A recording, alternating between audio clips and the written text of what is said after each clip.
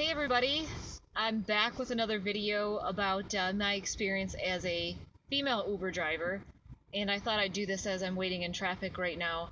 I'm actually going to meet my husband for lunch, and I had a few extra couple of minutes on my hand because this traffic's just been awful on this road.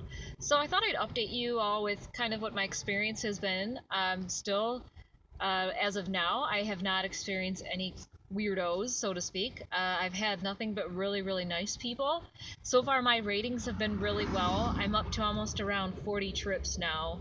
I have, I'm not perfect. I'm not at 5 stars. I think I may have had one ride where someone may have rated me like 3 out of 5, so that brought my rating down, which was concerning. But right now, I'm starting to not pay attention so much to my ratings as much as I used to be, just because I find that honestly it really does no good to dwell on the rating. I think it's best to think in the present and to think about what you can do now to improve your driving overall.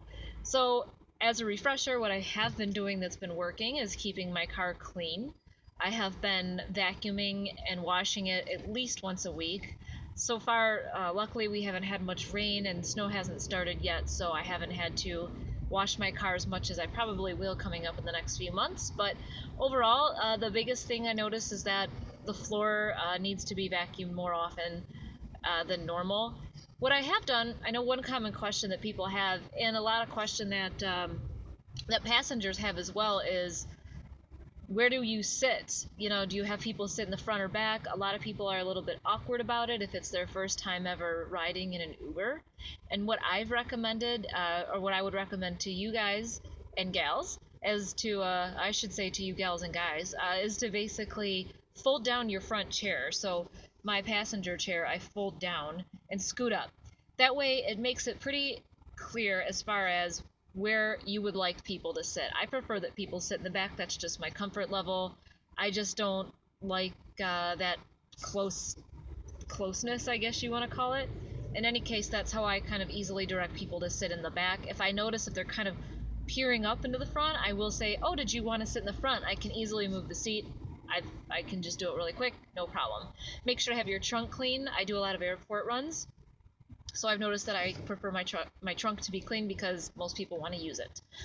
The other thing is I greet every person that comes into my car. So for example, no matter the area that I'm in, which I tend to avoid, I go away when I'm in bad areas, but when I'm available and I get a ding, is so I like to call it, and someone gets into the car, even before they get to the car, I give them a quick look over, make sure they look good, pay attention to things, and the next thing that I do is greet them. If they're coming from the airport, hey, are you, XYZ person? Great, come on in. Did you need the trunk? Okay, they use the trunk, they enter your car. How was your flight? Good.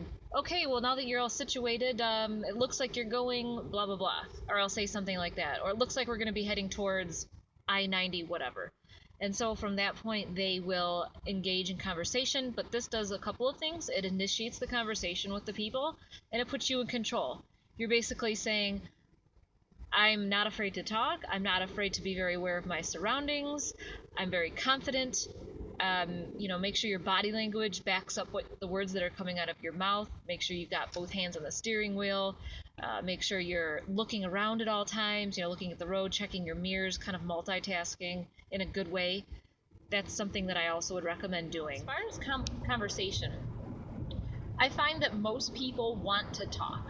So, I know a lot of people say, oh, well, anybody can be an Uber driver. Yeah, sure, but not everybody can, number one. And number two, if you absolutely hate conversation, then this might not be something you're necessarily going to enjoy, and you might not get rated very well. So I engage in conversation on a case by case, person by person basis. So, for example, with males, I do not talk about anything that could even remotely go into the direction of being sexualized. The conversation. So, I don't talk about anything that can even lead on to that. For example, I'm just throwing this out there, it's never come up, but for example, like, yeah, that new designer, I love the skirts that he makes, but I think that some of the model skirts were a little bit short for mine. I don't even go there.